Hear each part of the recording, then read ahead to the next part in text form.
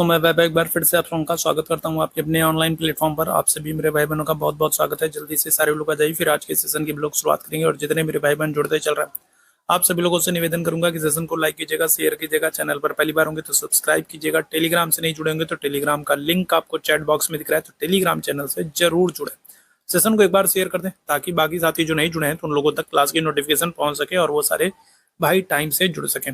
तो चलिए शुरू करेंगे आज की क्लास को। और पहला प्रश्न आपसे कह रहा है, उपरोक्त में से कौन सा अम्लीय वर्षा के लिए उत्तरदायी? बताइएगा क्या हो जाएगा। तो अम्लीय वर्षा के लिए उत्तरदायी कौन है?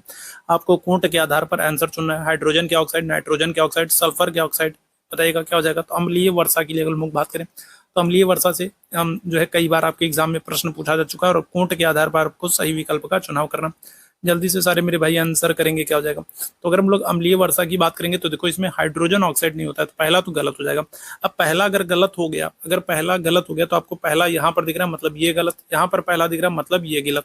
ठीक है, नाइट्रोजन सल्फाइड होता है और सल्फर डाइऑक्साइड हो जाता है, सल्फर ऑक्साइड हो जाता है। तो यहाँ पर क्या हो जाएगा, तो 2 और 3 हो जाएगा। ऑप्शन संख्या क्या कर देंगे, तो सी आंसर कर देंगे। ठीक है, पहले प्रश्न का क्या हो जाएगा, ऑप्शन संख्या सी बिल्कुल करेक्ट हो जाएगा। ठीक है, चलिए आगे बढ़ेंगे अगले प्रश्न की तरफ। हेपेटाइटिस बी का संक्रमण जो होता है बताइएगा किसकी वजह से होता है। छींकने से होता है, संक्रमित रुधिर से होता है, खांसने से होता है, भोजन से होता है। हेपेटाइटिस बी का संक्रमण कैसे होता है, बहुत ही महत्वपूर्ण सा प्रश्न है। बताएंगे क्या हो जाएगा। तो छींकने से, संक्रमित रुधिर से, खांसने से या फिर भोजन से। क्या आंसर कर दोगे। तो हेपेटाइटिस बी का जो संक्रमण होता है वो होता है संक्रमित रुधिर से। ऑप्शन संख्या क्या आ जाएगा, तो बी आंसर कर देंगे। क्लियर। चलिए आगे बढ़ेंगे अगले प्रश्न की तरफ। टमाटर किस अम्ल की जो है बताइएगा, टमाटर में कौन सा अम्ल होगा। एसिटिक होगा, सिट्रिक हो, टार्टरिक होगा या फिर ऑक्सैलिक हो जाएगा। बताएंगे क्या हो जाएगा। टमाटर में कौन सा अम्ल होता है। चलिए इस प्रश्न का आंसर करेंगे सभी मेरे भाई बहन। और सेशन अगर पसंद आता है तो आप लोग सेशन को लाइक शेयर जरूर किया कीजिए। टेलीग्राम चैनल से नहीं जुड़े हैं तो टेलीग्राम चैनल से जरूर जुड़ जाइए। बताइएगा क्या हो जाएगा। टमाटर किस अम्ल का प्राकृतिक स्रोत होता है। क्या आंसर कर देंगे। तो ऑप्शन संख्या डी हो जाएगा, ऑक्सैलिक हो जाएगा। ठीक है, क्या हो जाएगा। तो ऑप्शन संख्या डी आंसर कर देंगे, ऑक्सैलिक हो जाएगा। एसिटिक अगर हम लोग बात करेंगे तो सिरके में होता है। टार्टरिक अगर हम लोग बात करेंगे तो इमली में होता है। ठीक है, चलिए आगे बढ़ेंगे अगले प्रश्न की तरफ। सोडियम हाइड्रोक्साइड का उपयोग किया जाता है, कहां पर किया जाता है। सोडियम हाइड्रोक्साइड का प्रयोग किया जाता है कहां पर। एंटासिड के रूप में, क्षारीय बैटरी के रूप में, साबुन के निर्माण के रूप में या फिर सफाई कारक के रूप में। क्या हो जाएगा। तो सोडियम हाइड्रोक्साइड का प्रयोग किया जाता है कहां पर किया जाएगा, इस प्रश्न का आंसर करेंगे। सोडियम हाइड्रोक्साइड का उपयोग किया जाता है एंटासिड के रूप में, क्षारीय बैटरी के रूप में, साबुन के निर्माण में, सफाई कारक के रूप में। आंसर कर दोगे साबुन निर्माण में। ऑप्शन संख्या क्या जाएगा, सी बिल्कुल करेक्ट हो जाएगा। आगे बढ़ेंगे अगले प्रश्न की तरफ। निम्नलिखित में से किसने सबसे पहले कहा था कि पृथ्वी गोलाकार है। अरस्तु ने, कॉपरनिकस ने, टालमी ने या फिर स्ट्रैबो ने। क्या हो जाएगा बताएगा, किसने सबसे पहले कहा कि पृथ्वी गोलाकार है। चलिए इस प्रश्न का आंसर करेंगे सभी मेरे भाई बहन। इस प्रश्न का सभी मेरे भाई बहन आंसर करेंगे। और जितने मेरे भाई बहन पहली बार इस चैनल पर हैं, आप सभी लोगों से निवेदन करूंगा कि चैनल को सब्सक्राइब जरूर कीजिए ताकि जब भी हम लोग लाइव आते हैं तो उसकी नोटिफिकेशन आपको मिलती रहे। टेलीग्राम से नहीं जुड़े तो जरूर जुड़िए। क्या हो जाएगा, करेक्ट आंसर हम लोग कर देंगे अरस्तु हो जाएंगे। ठीक है, कौन हो जाएंगे, तो आंसर कर दोगे अरस्तु हो जाएंगे, जिन्होंने सबसे पहले बताया कि पृथ्वी गोलाकार है। ठीक है, चलिए आगे बढ़ेंगे अगले प्रश्न की तरफ। क्वार्टजाइट कायांतरित होता है बताएगा। तो चूना पत्थर से, ऑब्सिडियन से, बालुआ पत्थर से या फिर सैल से। क्वार्टजाइट अगर हम लोग बात करेंगे तो कायांतरित चट्टान है। और इसका निर्माण कैसे होता है। क्वार्टजाइट जो है ये कायांतरित चट्टान है और इसका निर्माण किससे होता है। क्या आंसर करेंगे बताएंगे सभी मेरे भाई बहन। क्या हो जाएगा, तो चूना पत्थर से, ऑब्सिडियन से, बलुआ पत्थर से या फिर सैल से। आंसर कर देंगे बलुआ पत्थर। ऑप्शन संख्या क्या आ जाएगा, तो सी आंसर कर देंगे। ठीक है, बलुआ पत्थर। आगे बढ़िएगा अगले प्रश्न की तरफ चलेंगे। डब्ल्यूटीओ का पूर्ववर्ती नाम क्या है। ठीक है, डब्ल्यूटीओ वर्ल्ड ट्रेड ऑर्गेनाइजेशन। ठीक है, विश्व व्यापार संगठन। स्थापना कब हो रही, तो स्थापना हो रही 1995 में। और इसका हेडक्वार्टर आपको कहां पर, तो इसका हेडक्वार्टर आपको जिनेवा में देखने को मिलेगा। ठीक है, डब्ल्यूटीओ का इसका आपसे पूर्ववर्ती नाम पूछ रहा है और ये प्रश्न आपके एग्जाम में पूछा जा चुका है। तो क्या आंसर करेंगे, क्या आंसर करेंगे, तो आंसर कर देंगे ऑप्शन संख्या बी हो जाएगा, गेट हो जाएगा। ठीक है, क्या हो जाएगा, गेट हो जाएगा। गेट का फुल फॉर्म क्या होता है, तो general agreement on tariff and trade हो जाएगा। ठीक है, क्या हो जाएगा, general agreement on tariff and trade, general agreement on tariff and trade. तो ये इसका फुल फॉर्म हो जाएगा और ये डब्ल्यूटीओ का पहले का नाम है, पूर्ववर्ती नाम है। डब्ल्यूटीओ की स्थापना कब हो रही है, 1995 में हो रही है और इसकी जो हेडक्वार्टर है वो आपको कहां पर, जिनेवा में देखने को मिल जाएगा। आगे बढ़ेंगे अगले प्रश्न की तरफ। एलपीजी के मुख्य घटक क्या होते हैं बताएगा। Liquid petroleum gas. एलपीजी का आपसे फुल फॉर्म पूछ लेगा तो आप आंसर क्या करोगे, तो आप आंसर करोगे लिक्विड पेट्रोलियम गैस। और एलपीजी में अगर हम लोग बात करें सबसे प्रमुख रूप से कौन होता है, एलपीजी में अगर आपसे पूछा जाए सबसे प्रमुख रूप से कौन होता है, तो सबसे प्रमुख होता है ब्यूटेन। ठीक है, एलपीजी में अगर आपसे पूछा जाए जो आपकी रसोई गैस होती है, एलपीजी जो होती है, लिक्विड पेट्रोलियम गैस जो होती है, तो उसमें अगर हम लोग बात करेंगे प्रमुख रूप से कौन होती है, ब्यूटेन होती है। ठीक है, और अगर यहाँ पर आपसे पूछा जाए तो क्या आंसर करोगे, तो देखो ब्यूटेन तो आपको एक ही ऑप्शन में दिख रहा है, कौन सा, मीथेन, ब्यूटेन, प्रोपेन। क्या आंसर कर दोगे, ऑप्शन संख्या बी हो जाएगा, मीथेन, ब्यूटेन और प्रोपेन। ऑप्शन संख्या बी आंसर कर देंगे। ठीक, आगे बढ़ेंगे अगले प्रश्न की तरफ। निम्न में से किस एक देश ने ईमेल का आविष्कार किया? ठीक है, ईमेल का आविष्कार किस देश ने किया, ये आपसे पूछा जा रहा है। अच्छा, अगर आपसे ईमेल का आविष्कारक आपसे पूछ ले, ईमेल के आविष्कारक आपसे पूछ ले, तो क्या आंसर करोगे? तो रेमंड सैमुअल। ठीक है, क्या कर दोगे? तो रेमंड सैमुअल टॉमलिंसन। ठीक है, क्या कर दोगे? तो टॉमलिंसन। ठीक है, क्या कर दोगे? तो रेमंड सैमुअल टॉमलिंसन कर दोगे। ठीक है, इन्होंने जो है ईमेल का आविष्कार किया, और ईमेल कहां पर? तो आंसर कर देंगे अमेरिका में। ठीक है, क्या हो जाएगा? तो ऑप्शन संख्या सी आंसर कर देंगे। कहां पर? तो अमेरिका में। ऑप्शन संख्या सी बिल्कुल करेक्ट हो जाएगा। आगे बढ़ेंगे अगले प्रश्न की तरफ। बिहार के पानी में किस रसायन का सांद्रण, नमक का, लवणता का, फ्लोराइड का, आर्सेनिक का बताएंगे? तो बिहार के पानी में किसकी अधिकता है? किस रसायन की अधिकता बिहार के पानी में, किस पानी की अधिकता है? क्या आंसर करेंगे? नमक होगा, लवणता होगा, फ्लोराइड होगा, आर्सेनिक हो जाएगा। क्या आंसर हो जाएगा? आंसर कर देंगे ऑप्शन संख्या डी, आर्सेनिक हो जाएगा। और आपको पता है आर्सेनिक की अधिकता के कारण क्या होता है? तो ब्लैक फुट रोग होता है। ठीक है, क्या होता है? तो आर्सेनिक की अधिकता के कारण कौन सा? तो ब्लैक फुट रोग होता है। ये प्रश्न कई बार आपसे पूछा जा चुका है। ठीक, आगे बढ़ेंगे अगले प्रश्न की तरफ। सिलिकॉन वैली कहां पर स्थित है? अगर हम लोग भारत में बात करें तो भारत में बेंगलुरु है। ठीक है, क्या है? तो भारत में अगर हम लोग बात करेंगे तो बेंगलुरु है, और बेंगलुरु को सिलिकॉन सिटी के रूप में जानते हैं। ठीक है, क्या करते हैं? तो बेंगलुरु को हम लोग सिलिकॉन सिटी के रूप में जानते हैं। यहाँ पर हम लोग बात करें तो सिलिकॉन सिटी कहाँ है? न्यूयॉर्क में है, मॉन्ट्रियल में, सैन फ्रांसिस्को में, या फिर बोस्टन के पास है। सिलिकॉन वैली अगर हम लोग बात करेंगे तो अमेरिका में, अमेरिका में कहां पर है? न्यूयॉर्क के पास है, मॉन्ट्रियल के पास है, सैन फ्रांसिस्को के पास, बोस्टन के पास। किसके पास? आंसर कर देंगे ऑप्शन संख्या सी हो जाएगा, सैन फ्रांसिस्को के पास। ठीक है, किसके पास? तो सैन फ्रांसिस्को के पास। ऑप्शन संख्या क्या करिएगा? सी आंसर करेंगे। क्लियर है? चलो आगे बढ़ेंगे अगले प्रश्न की तरफ। अंगूर की खेती को क्या कहते हैं? तो रेशम उत्पादन। अंगूर की खेती को क्या कहते हैं? रेशम उत्पादन। विटीकल्चर। फूलों की खेती, बागवानी। क्या हो जाएगा? तो आसान सा प्रश्न है, क्या हो जाएगा? अंगूर की खेती को बढ़ावा देने के लिए हम लोगों को पता है क्या हो जाएगा? विटीकल्चर हो जाएगा। फूलों के लिए अगर हम लोग बात करेंगे, अगर हम लोग रेशम के लिए बात करेंगे तो क्या हो जाएगा? सेरीकल्चर हो जाएगा। ठीक है, याद रखिएगा।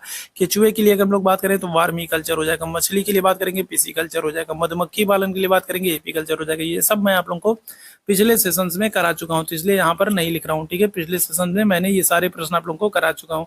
ठीक है, तो पिछला सेशन आप लोगों ने नहीं देखा तो उसको देख लीजिएगा, उसकी मैंने एक अलग प्लेलिस्ट बना दी, तो वहां पर आपको सारी क्लासेस एक साथ मिल जाएंगी। ठीक है, और देख लीजिएगा, तो वहां पर सारे प्रश्न मैंने कराए। निम्नलिखित कथनों पर विचार कीजिए और इनको एक सही कालानुक्रम में व्यवस्थित कीजिए। ठीक है, तो यहाँ पर आपको कुछ घटनाएं दी गई और उनको सही कालानुक्रम में व्यवस्थित करना। जालियांवाला बाग हत्याकांड, असहयोग आंदोलन, खिलाफत आंदोलन और स्वराज पार्टी का गठन, तो आपको सही कालानुक्रम में व्यवस्थित करना। बताएंगे क्या हो जाएगा? इस प्रश्न का आंसर करेंगे क्या हो जाएगा? तो आपको सही कालानुक्रम में व्यवस्थित करना है। बताइएगा क्या हो जाएगा? इस प्रश्न का आंसर करेंगे, इस प्रश्न का आंसर करेंगे क्या हो जाएगा? तो देखो, सबसे पहले अगर हम लोग बात करें तो सबसे पहले होगा जालियांवाला बाग हत्याकांड। ठीक है, क्या होगा? सबसे पहले होगा जालियांवाला बाग हत्याकांड।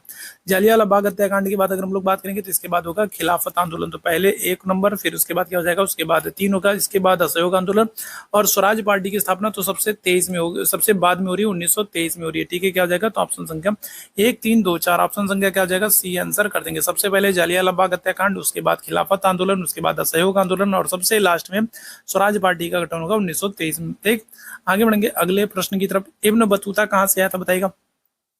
इब्न बतूता अगर हम लोग बात करेंगे तो 1333 में आ रहा है। किसके समय में आ रहा है? मोहम्मद बिन तुगलक के समय में आ रहा है। ठीक है, क्या हो जाएगा? तो अगर हम लोग बात करेंगे तो इब्न बतूता जो है वो 1333 में मोहम्मद बिन तुगलक के समय में आ रहा है। इसकी एक बुक है और इसकी बुक का नाम क्या है? रहला है, और इस बुक को इसने अरबी भाषा में लिखा है। ठीक है, कौन सी भाषा में?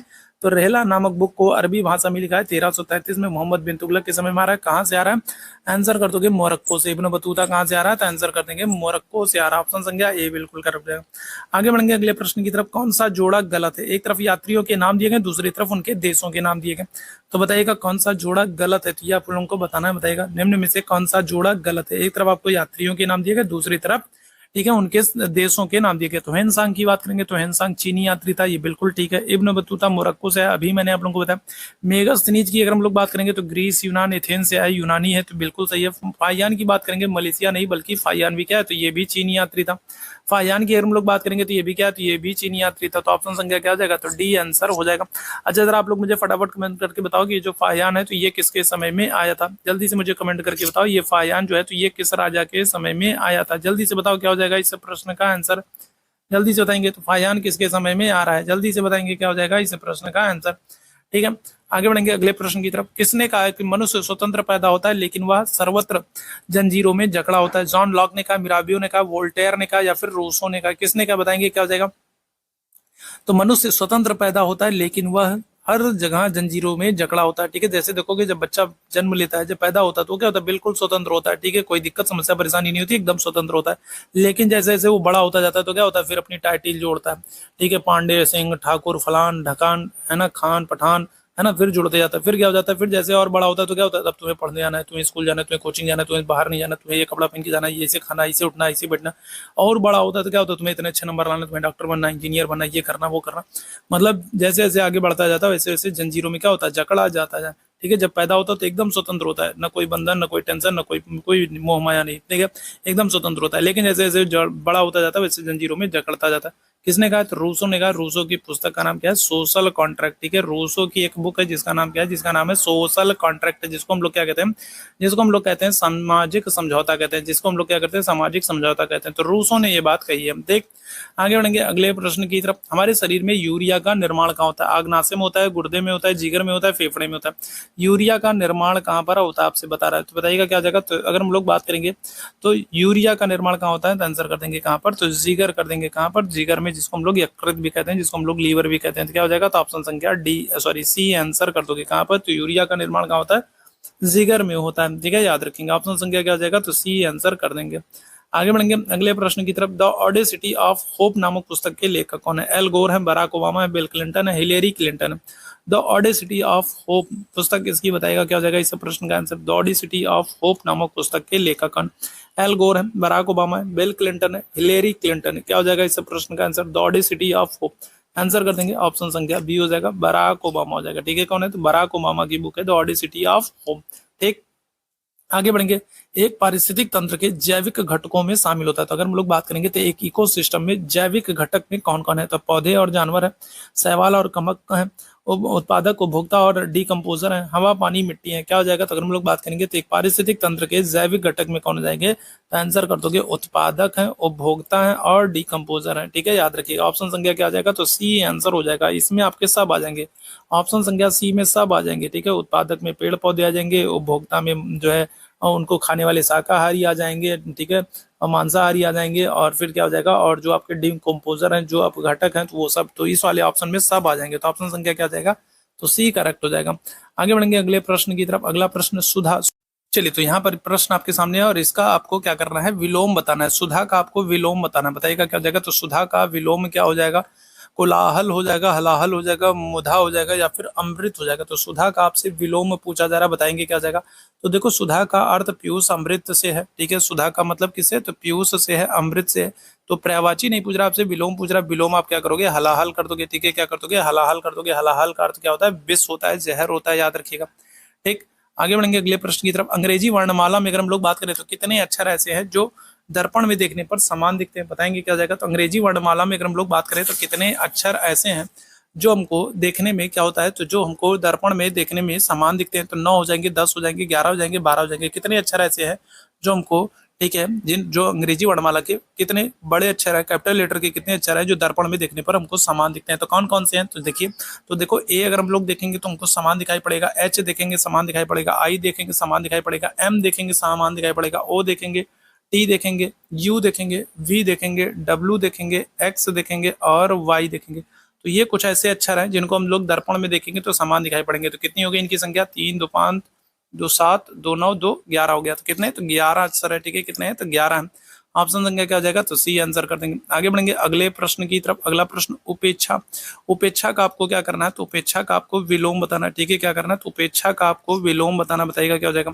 तो परीक्षा हो जाएगा, लौकिक हो जाएगा, अपेक्षा हो जाएगा, उठोच्छा हो जाएगा। क्या हो जाएगा, तो उपेक्षा मतलब तिरस्कार करना, और अपेक्षा मतलब क्या करना है, तो किसी से उम्मीद करना है। तो क्या हो जाएगा, तो आंसर कर देंगे क्या, ऑप्शन संख्या सी हो जाएगा। उपेक्षा का विलोम क्या हो जाएगा, अपेक्षा हो जाएगा। ठीक है, क्या हो जाएगा, अपेक्षा हो जाएगा। ठीक, आगे बढ़ेंगे अगले प्रश्न की तरफ। उस शब्द का चयन कीजिए जो अन्य से भिन्न है, मुर्गी है, सांप है, मगरमच्छ है, श्वान है। क्या हो जाएगा, तो अगर हम लोग बात करें तो उसका चयन करना है जो क्या है, जो अन्य से भिन्न है, मुर्गी है, सांप है, मगरमच्छ है, श्वान है। क्या हो जाएगा, इसे प्रश्न का आंसर कर देंगे, क्या हो जाएगा, तो आंसर कर दोगे आप मुर्गी है। ठीक है, क्या है, तो मुर्गी अगर हम लोग बात करेंगे तो उन सबसे भिन्न है।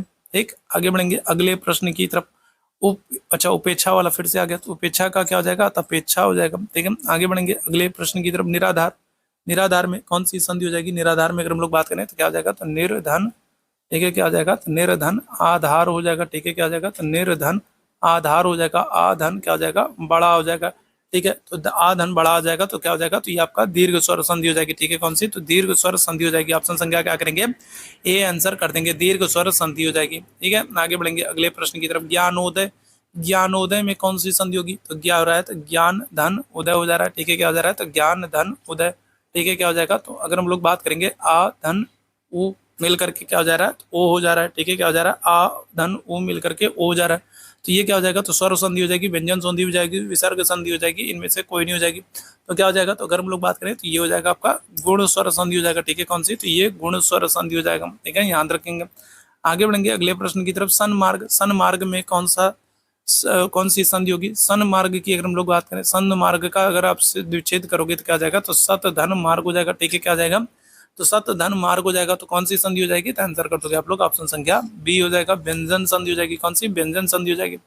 आगे बढ़ेंगे, दिए गए आकृतियों में x के स्थान पर कौन सी संख्या आएगी, तो बताइएगा क्या जाएगा। तो यहाँ पर हम लोग बात करें तो x के स्थान पर कौन सी संख्या आएगी, तो ये आपसे पूछा, जरा बताइए x के स्थान पर, इस वाले स्थान पर कौन सी संख्या आएगी, आपसे ये पूछा जा रहा। फटाफट सभी लोग इस प्रश्न का आंसर करेंगे, क्या हो जाएगा, इस प्रश्न का आंसर करेंगे सभी लोग, क्या हो जाएगा। तो देखो अगर हम लोग बात करें तो 7 का क्यूब प्लस क्या कर लें, 3 का क्यूब कर ले। ठीक है, 3 का क्यूब कर ले तो क्या हो जाएगा, 300। ठीक है, 343 प्लस क्या हो जाएगा, 27, तो ये हो जाएगा आपका 370 हो जाएगा। इसी तरीके से अगर हम लोग 6 का क्यूब कर ले और प्लस 2 का क्यूब कर ले तो क्या हो जाएगा, तो 216 और प्लस क्या हो जाएगा, 8 हो जाएगा, 224 हो जाएगा। इसी तरीके से अगर हम लोग बात करें तो ये 730 किसका क्या करेंगे, किसका हो जाएगा, तो आप करके देख सकते हो। तो 9 का क्यूब अगर हम लोग कर लेंगे तो क्या हो जाएगा, तो 9 का क्यूब हो जाएगा 729 प्लस 1 कर देंगे तो क्या हो जाएगा, तो 730 हो जाएगा। तो क्या होना चाहिए, तो यहाँ पर आंसर कर देंगे, ऑप्शन संख्या बी हो जाएगा, 9 हो जाएगा। ठीक है, याद रखेंगे। ठीक, आगे बढ़ेंगे। इस श्रृंखला को ध्यान से देखें और बताएं अगली संख्या कौन सी होगी, तो बताइएगा क्या हो जाएगा। तो देखो यहाँ पर हम लोग बात करें, यहाँ पर क्या हो रहा है, तो यहाँ पर देखिएगा आप क्या हो रहा है, 12, 11, 13, 12, 14 और फिर क्या हो रहा है, 13 हो रहा है। तो 12 में हम लोगों ने 1 जोड़ दिया तो क्या हो गया, तो 12 में हम लोगों ने 1 जोड़ दिया, 13 हो गया। 13 में हम लोगों ने 1 जोड़ दिया तो क्या हो गया, 14 हो गया। 14 में 1 हम लोग जोड़ेंगे तो क्या हो जाएगा, 14 में 1 हम लोग जोड़ेंगे तो क्या हो जाएगा, 15 हो जाएगा। 14 में 1 जोड़ेंगे तो क्या हो जाएगा, 15 हो जाएगा। 15 ये हमारा आंसर होगा। ठीक है, यहाँ पर हम लोग बात करें 11 में 1 हम लोगों ने जोड़ा तो 12 हो गया, 12 में 1 हम लोगों ने जोड़ा तो 13 हो गया। ठीक है, 13 में फिर हम लोग 1 जोड़ते तो क्या हो जाता है, सॉरी यहाँ पर हम लोग बात करें, हाँ 11 में 1 जोड़ा हमने 12 हो गया, 12 में 1 जोड़ा 13 हो गया, 13 में 1 जोड़ा जाए तो क्या हो जाता है, 14 हो जाता है। फिलहाल यहाँ पर इस प्रश्न का आंसर क्या हो जाएगा, 15 हो जाएगा। बात समझ में आ गई। 12 में हमने 1 जोड़ा 13 हुआ, 13 में हमने 1 जोड़ा 14 हुआ और 14 में 1 हम जोड़ेंगे तो क्या हो जाएगा, 15 हो जाएगा। ठीक, आगे बढ़ेंगे अगले प्रश्न की तरफ। इस श्रृंखला को देखिए और बताइए आगे कौन सी संख्या होगी। इस श्रृंखला को देखिए और बताइए आगे कौन सी संख्या होगी। तो क्या हो रहा है, तो आपको 80 दे रहा है, 10 दे रहा है, 70 दे रहा है, 15 दे रहा है, 60 दे रहा है, बताइए क्या होना। तो देखो 80 में 10 हम लोग क्या कर रहे हैं, माइनस कर रहे हैं। ठीक है, माइनस 10 कर रहे हैं, 70 हो रहा है। 70 में हमने क्या कर दिया, माइनस 10 कर दिया तो क्या हो गया, तो 60 हो गया। ठीक है, क्या कर दिया, 60 हो गया। ठीक, और यहाँ पर हम लोग बात करें, यहाँ पर क्या हो रहा है, तो यहाँ पर हम लोग बात करें तो 10 में हमने प्लस 5 किया, 10 में 5 प्लस किया तो 15 हो गया। 15 में हम क्या करेंगे, फिर 5 प्लस करेंगे तो क्या हो जाएगा, तो 20 हो जाएगा। ठीक है, क्या हो जाएगा, 20 हो जाएगा। तो अगली संख्या कौन सी होगी, तो अगली संख्या 20 हो जाएगी। कौन सी हो जाएगी, तो अगली संख्या कौन सी हो जाएगी, तो 20 हो जाएगी। याद रखिएगा क्या हो जाएगी, तो 20 हो जाएगी। ठीक, चलो बस इंपॉर्टेंट हो सकते हैं। तो जितने मेरे भाई बहन जुड़ते चल रहे हैं, आप सभी लोगों से निवेदन करूंगा कि जल्दी से आप सभी लोग सेशन को लाइक कर दीजिएगा, शेयर कर दीजिएगा। चैनल पर पहली बार होंगे तो चैनल को सब्सक्राइब जरूर कर लीजिएगा। चलिए तो शुरू कर देंगे इसी के साथ आज की क्लास को। उम्मीद है आप लोगों ने सेशन को लाइक, शेयर और सब्सक्राइब जरूर कर लिया होगा। तो चलिए शुरू करेंगे। पहला प्रश्न आपके सामने है, सहायक संधि के लिए कौन जाना जाता है, बताइएगा। तो क्या हो जाएगा, कौन सा गवर्नर जनरल है जो सहायक संधि के लिए जाना जाता है। डलहौजी होंगे, वारेन हेस्टिंग्स होंगे, कार्नवालिस होंगे या फिर वेलेजली हो जाएंगे। तो कौन सा गवर्नर जनरल है जो सहायक संधि के लिए जाना जाता है। पहले प्रश्न का आप सभी लोग आंसर करेंगे। जितने मेरे भाई बहन जुड़ते चल रहे हैं, आप सभी लोगों से निवेदन करूंगा कि सेशन को एक बार शेयर जरूर कर दो ताकि बाकी साथी जो अभी तक नहीं जुड़ पाए तो वो सारे लोग जुड़ जाए। तो सहायक संधि के लिए किसको जाना जाता है, डलहौजी को, हेस्टिंग्स को, कार्नवालिस को या फिर वेलेजली को। क्या हो जाएगा, पहले प्रश्न की बात करेंगे। करेक्ट आंसर आप क्या कर दोगे, तो आप आंसर कर दोगे ऑप्शन संख्या डी हो जाएगा, वेलेजली। ठीक है, कौन हो जाएगा, तो ऑप्शन संख्या डी हो जाएगा, लॉर्ड वेलेजली जो है। तो ये सहायक संधि के लिए जाने जाते हैं। और सहायक संधि स्वीकार करने वाला अगर आपसे पहला राज्य पूछ ले तो आप आंसर क्या करोगे, तो आप आंसर करोगे हैदराबाद। ठीक है, हैदराबाद पहला राज्य है जिसने सहायक संधि स्वीकार किया था 1798 में। ठीक है, इसके बाद अगर हम लोग बात करें तो इसके बाद मैसूर और तंजौर हैं जिन्होंने सहायक संधि स्वीकार किया है, कब, 1799 में। इसके बाद अगर हम लोग बात करेंगे तो अवध है, अवध ने 1801 में सहायक संधि स्वीकार की है। और मराठों की अगर हम लोग बात करें तो मराठा लोग जो है तो इन्होंने 1802 में सहायक संधि स्वीकार की है। तो सहायक संधि के लिए वेलेजली जाना जाता था। ऑप्शन संख्या डी बिल्कुल करेक्ट हो जाएगा। सब पहला राज्य कौन सा है तो हैदराबाद है, ये भी याद रखिएगा। वेलेजली जो है तो ये अपने आप को स्वयं को बंगाल का शेर कहता था, ठीक है, याद रखेंगे क्या होगा तो बंगाल का शेर कहता था। वेलेजली अपने आप को बंगाल का शेर कहता था। इसी के समय में चौथा आंग्ल मैसूर युद्ध होगा, ठीक है, क्या होगा तो इसी के समय में चौथा आंग्ल मैसूर युद्ध हो रहा है। और इस युद्ध में लड़ते हुए टीपू सुल्तान मारे जाते हैं। अगर हम लोग बात करें चौथा आंग्ल मैसूर युद्ध 1799 में वेलेजली के समय में हो रहा है।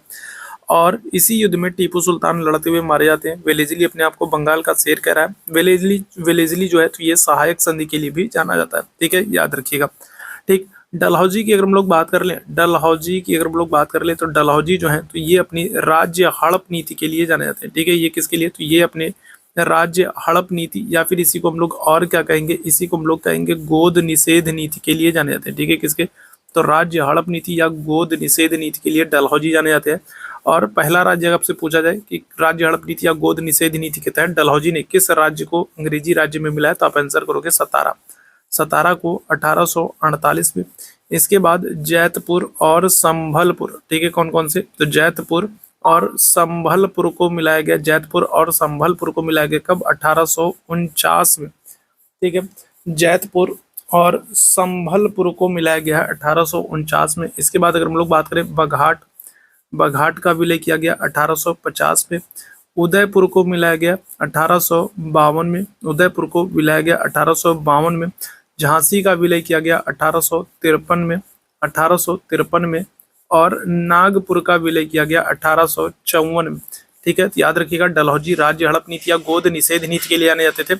और इनके समय में जो पहला राज्य मिलाया गया वो सतारा 1848 में, जैतपुर संभलपुर 1849 में, बघाट 1850 में, उदयपुर 1852 में, झांसी 1853 में और नागपुर की बात करेंगे तो 1854 में, ठीक है, याद रखिएगा।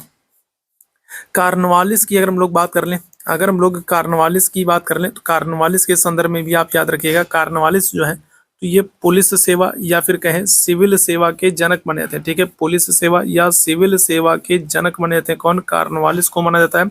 और कार्नवालिस अस्थाई बंदोबस्त, ठीक है, क्या होगा तो कार्नवालिस अस्थाई बंदोबस्त या फिर जिसको हम लोग जमींदारी व्यवस्था कहते हैं इसके लिए जाने जाते हैं।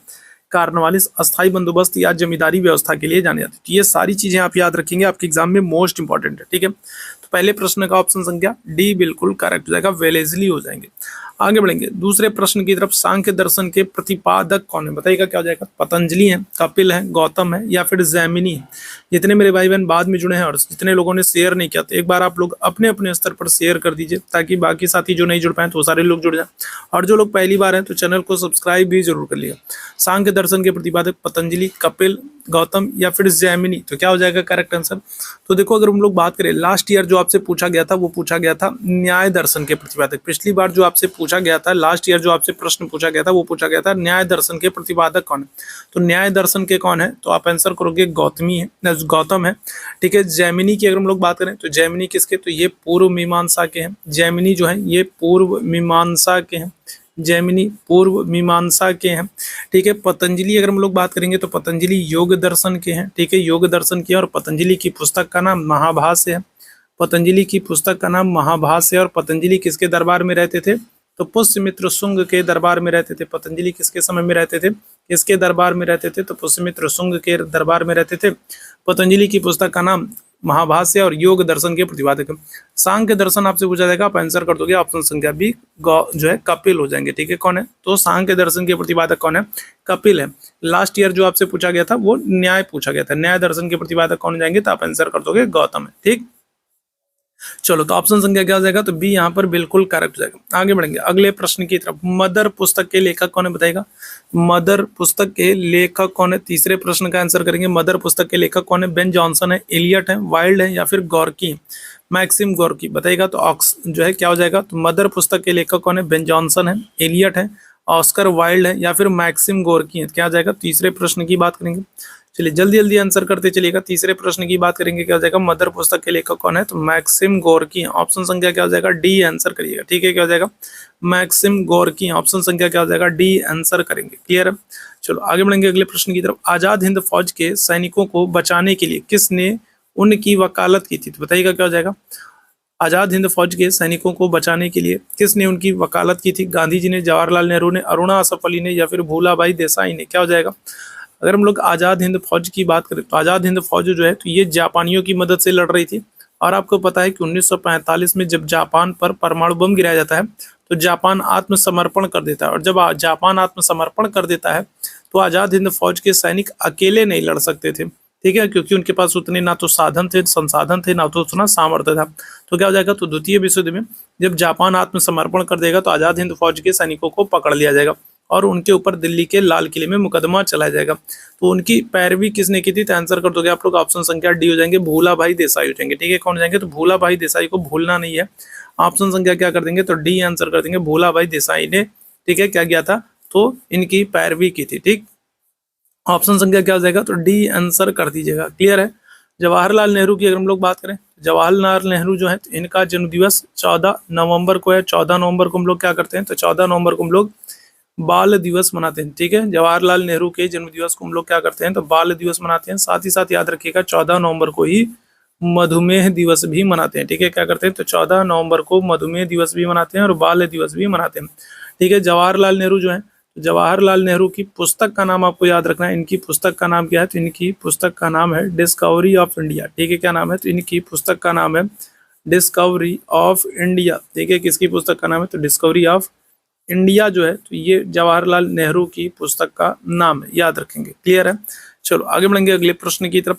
शशक का पर्यायवाची शब्द बताओ क्या हो जाएगा, तो शशक का पर्यायवाची शब्द क्या होगा, खरगोश होगा, चंद्रमा होगा, शिशु होगा, मृग होगा। क्या हो जाएगा, शशक का पर्यायवाची शब्द बताइएगा, फटाफट सभी लोग आंसर करिएगा। शशक का पर्यायवाची शब्द क्या हो जाएगा, क्या आंसर करोगे, क्या हो जाएगा। शशक का पर्यायवाची शब्द खरगोश होगा, चंद्रमा होगा, शिशु होगा, मृग होगा। क्या आंसर करिएगा, तो आंसर कर देंगे हम लोग खरगोश हो जाएगा। ठीक है, क्या हो जाएगा, खरगोश हो जाएगा।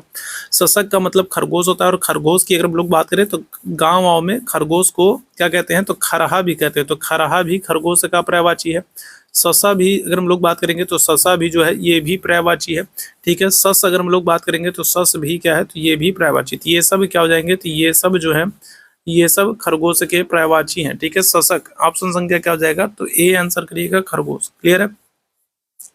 चलिए, अंतरराष्ट्रीय तिथि रेखा किस महासागर से गुजरती है। देखो दो रेखाएं होती हैं, एक होती है 0 डिग्री देशांतर रेखा, एक होती है 0 डिग्री देशांतर रेखा, और दूसरी जो होती है वो होती है 180 डिग्री देशांतर रेखा। ठीक है, दो रेखाएं होती है और इन दोनों रेखाओं से आपके एग्जाम में प्रश्न बनते हैं।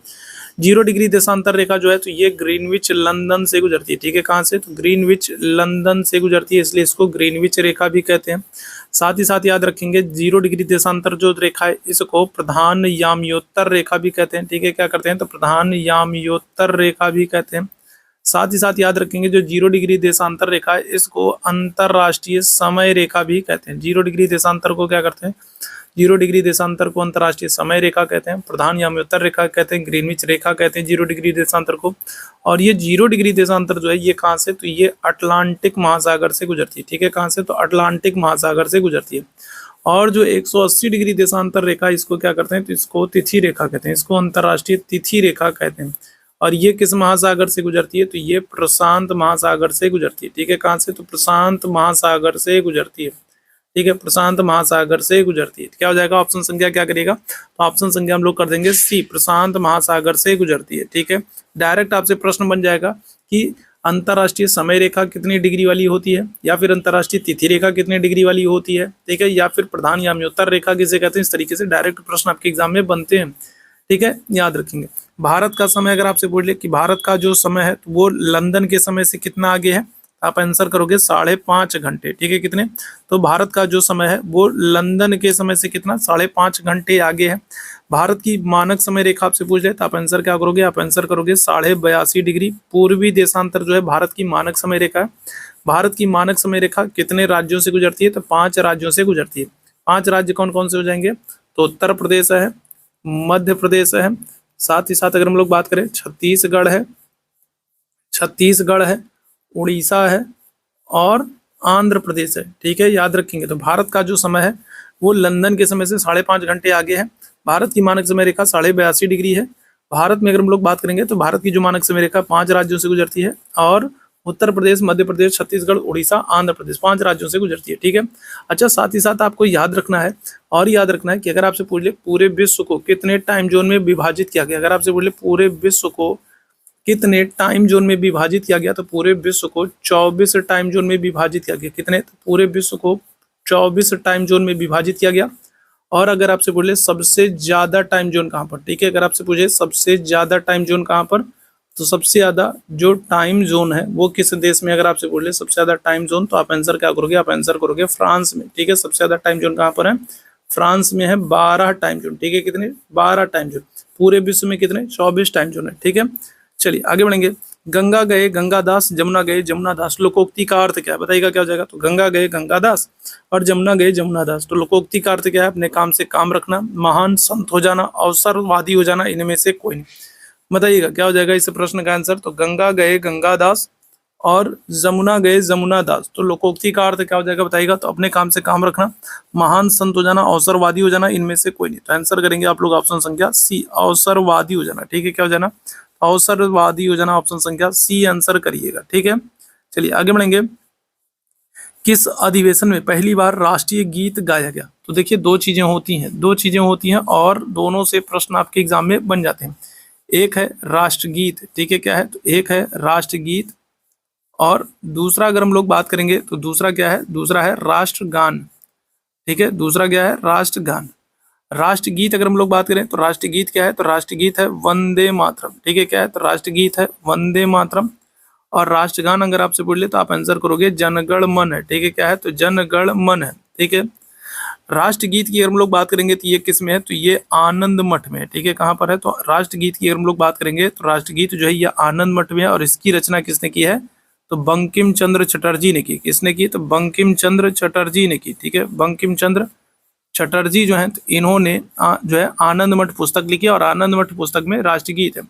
जनगण मन की अगर हम लोग बात करेंगे तो ये गीतांजलि पुस्तक में। ठीक है, कौन सी, तो गीतांजलि पुस्तक में है, और इसकी रचना किसने की है, तो इसकी रचना की है रविंद्रनाथ ठाकुर या रविन्द्रनाथ टैगोर ने। ठीक है, किसने, रविन्द्रनाथ टैगोर ने इसकी रचना की। ठीक है, अच्छा, जो राष्ट्रगीत है इसको याद रखेंगे 1896 के कलकत्ता अधिवेशन में गाया गया। ठीक है, कहाँ पर, तो 1896 के कलकत्ता अधिवेशन में गाया गया।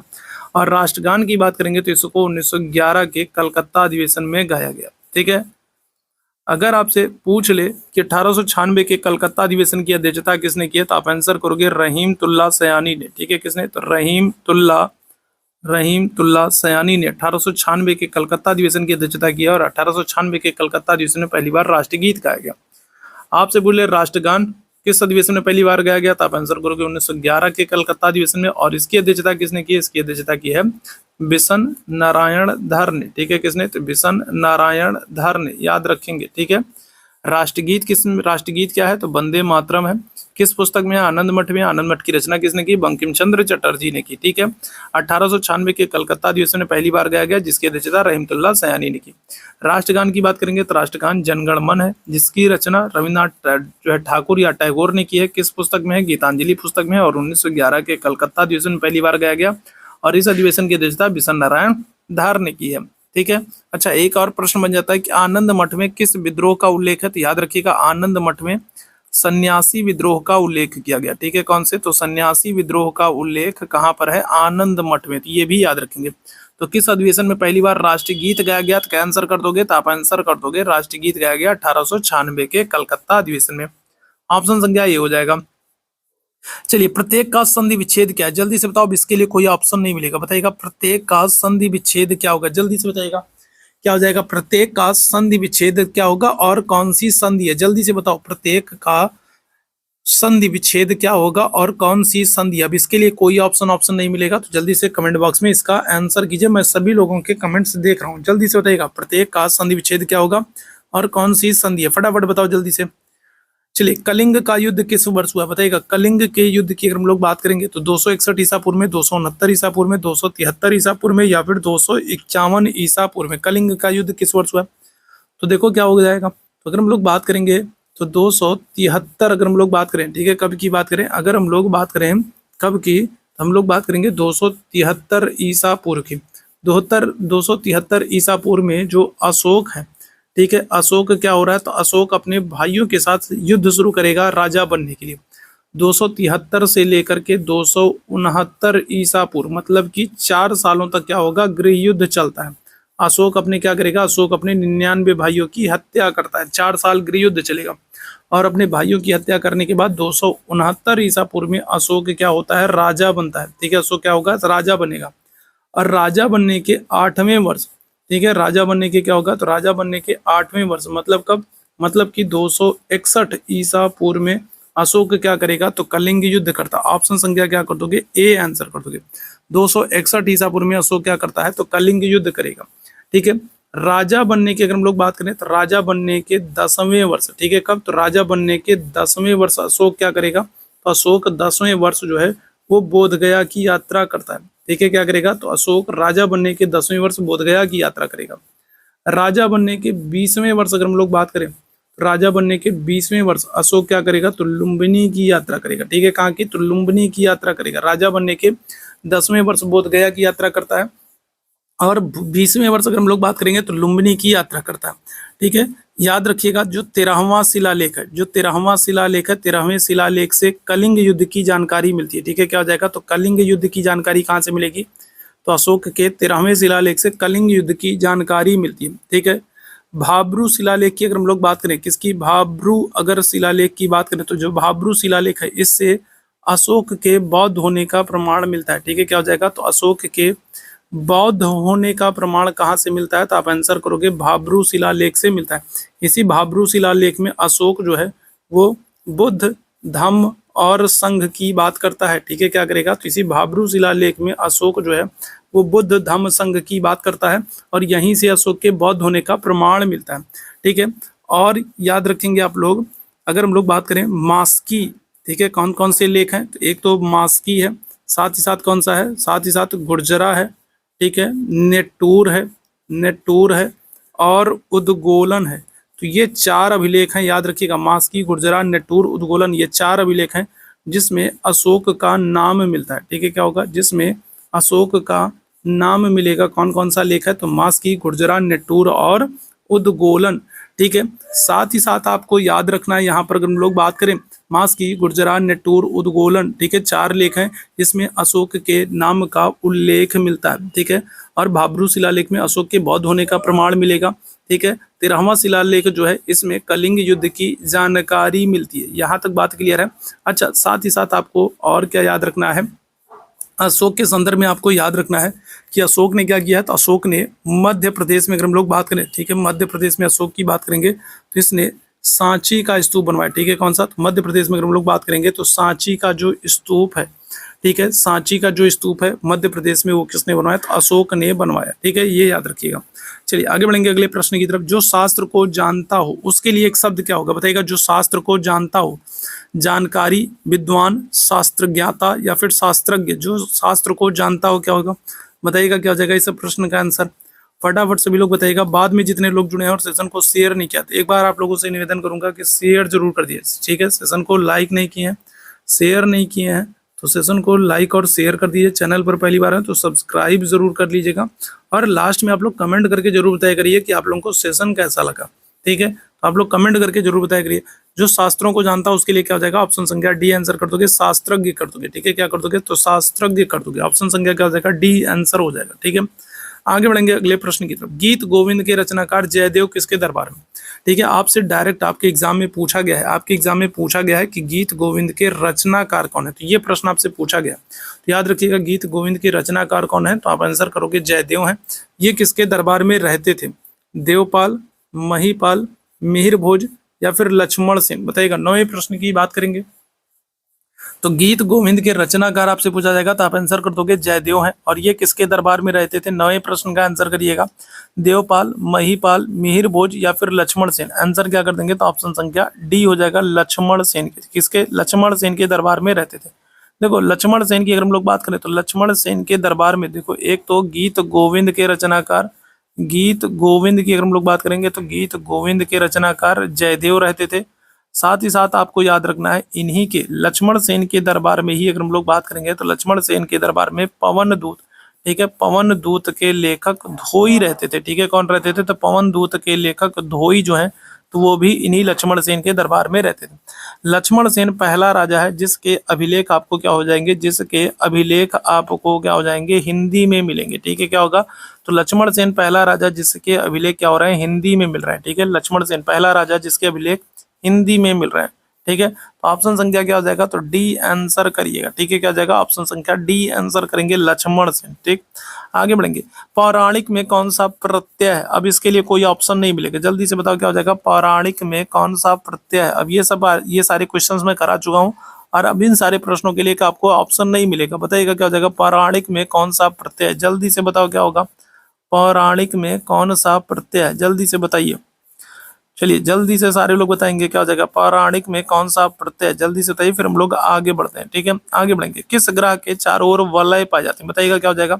तो किस ग्रह के चारों ओर वलय पाए जाते हैं? बृहस्पति, अरुण, शनि, मंगल। क्या हो जाएगा? तो देखो अगर हम लोग बात करें तो देखो बृहस्पति, बृहस्पति, ठीक है। क्या हो जाएगा? तो अगर हम लोग बात करें बृहस्पति और ठीक है क्या है, मंगल, मंगल और बृहस्पति की बात करेंगे तो मंगल और बृहस्पति के बीच में आपको क्या होते हैं, आपको क्षुद्र ग्राम मिलते हैं, ठीक है। क्या हो जाएंगे? तो मंगल और बृहस्पति के बीच में क्या हो जाते हैं? तो क्षुद्र ग्राम मिलते हैं, याद रखिएगा, ठीक है। वलय की अगर हम लोग बात करेंगे तो वलय कहाँ पर? तो आपको शनि के चारों ओर मिलेंगे, ठीक है। क्या हो जाएगा? तो शनि के चारों ओर मिलेंगे। और शनि का जो सबसे बड़ा उपग्रह है वो कौन सा है? तो वो है टाइटन, ठीक है। शनि का सबसे बड़ा जो उपग्रह है वो क्या हो जाएगा? टाइटन है, शनि का सबसे बड़ा उपग्रह। लेकिन अगर आपसे सौर मंडल में सबसे बड़ा उपग्रह पूछ ले कि सौर मंडल में सबसे बड़ा उपग्रह कौन सा है, सबसे बड़ा उपग्रह कौन सा है, तो आप आंसर करोगे गैनीमेड। गैनीमेड जो है, गैनीमेड जो है तो ये सबसे बड़ा उपग्रह है। और ये किसका उपग्रह है? तो आप आंसर करोगे बृहस्पति का, ठीक है। किसका? तो बृहस्पति का, ठीक है।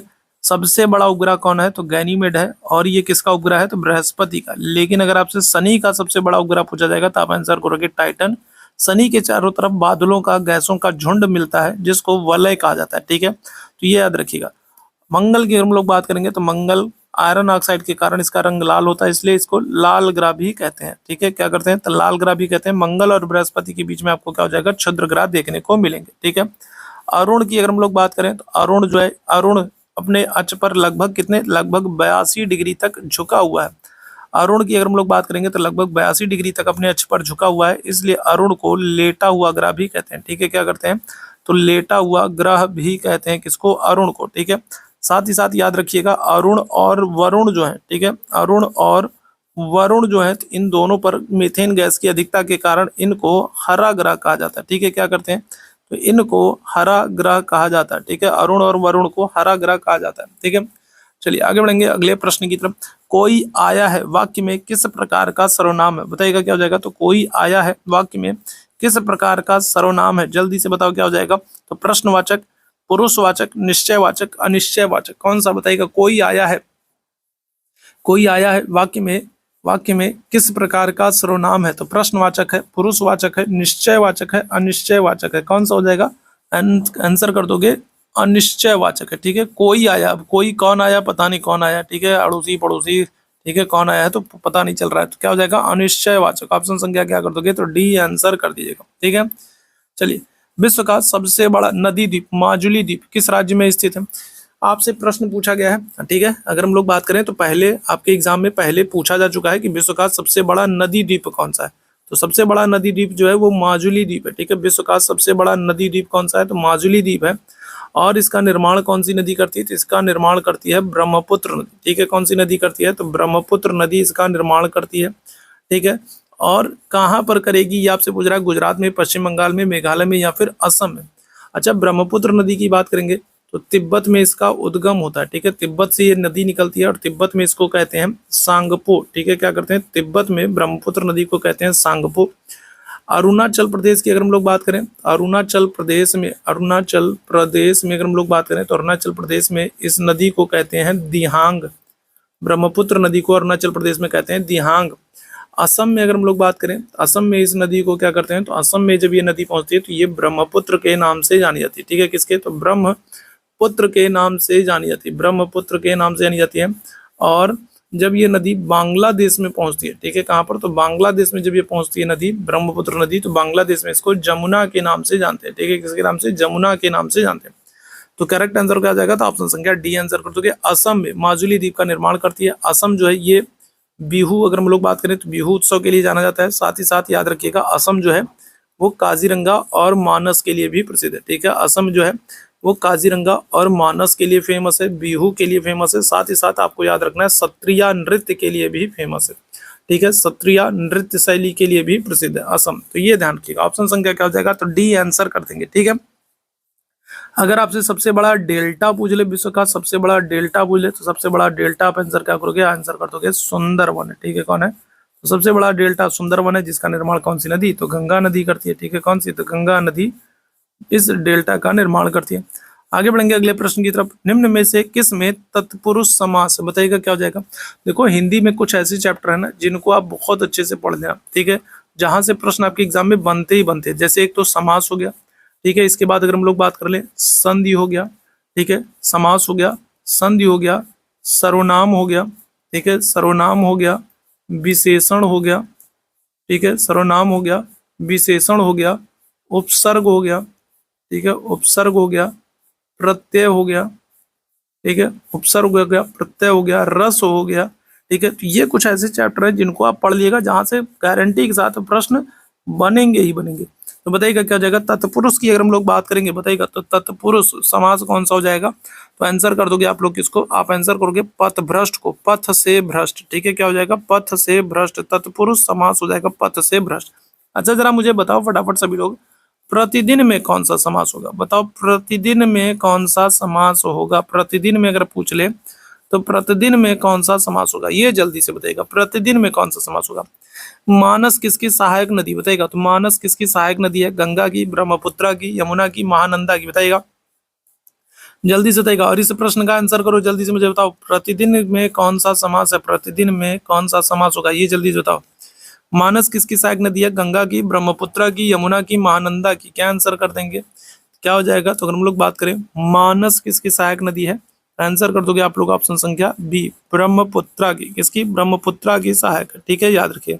अगर आपसे गंगा की सहायक नदी पूछे तो गंगा की सहायक नदी कौन कौन सी हो जाएंगी, गंगा की सहायक नदी आप कर दोगे राम गंगा है, ठीक है, राम गंगा है, ठीक है, घाघरा है, घाघरा है, गंडक है, गंडक है, कोसी है, कोसी है, महानंदा है, ठीक है, महानंदा है, यमुना है, यमुना है, सोन है, ठीक है, सोन है। तो ये सब किसकी, गंगा की सहायक नदी है, ठीक है। यमुना की सहायक नदी अगर आपसे पूछ ले, यमुना की सहायक नदी पूछ ले तो आप आंसर क्या करोगे, तो आंसर कर दोगे चंबल और बेतवा है। यमुना की सहायक नदी क्या है, तो आप आंसर कर दोगे चंबल और बेतवा, ये क्या हो जाएगी, यमुना की सहायक हो जाएगी।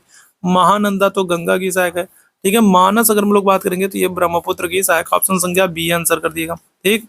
आगे बढ़ेंगे, प्रार्थना पत्र के समापन में क्या लिखा जाता है, बताइएगा। तो आप लोग स्कूल में, कॉलेज में प्रार्थना पत्र लिखते हो, तो प्रार्थना पत्र के लास्ट में आप लोग क्या लिखते हो, भावदीय लिखते हो, स्नेहाकांक्षी लिखते हो, आपका विश्वास पात्र लिखते हो, या फिर शुभ चिंतक लिखोगे, क्या लिखोगे। प्रार्थना पत्र के समापन में अगर हम लोग बात करेंगे क्या लिखोगे, जल्दी से बताओ, प्रार्थना पत्र के समापन में क्या लिखोगे।